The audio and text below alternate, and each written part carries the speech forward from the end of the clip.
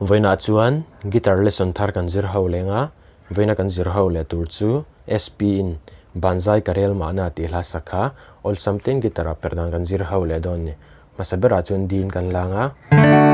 asanga G aniama E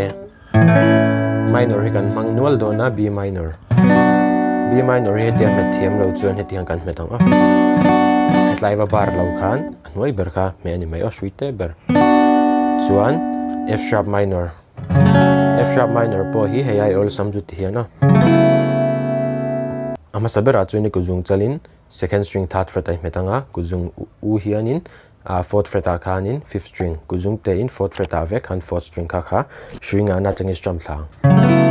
tikhana chuanin E minor hi kan mang boka chuan G minor hi kan mang ze uboka hei chu du le kan va mang telanga du le kan mang tel lo thei kha chu kan thu ni a chuan strum dan poi helan chi khat chau kan nei lenga chu down down down up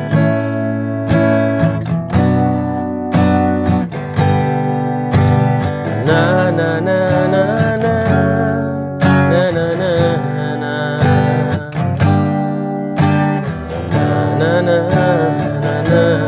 na na na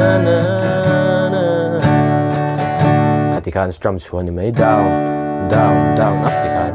alai hi hlambilin karon play lenga hei po hi uluk dun lo ngai thale don nia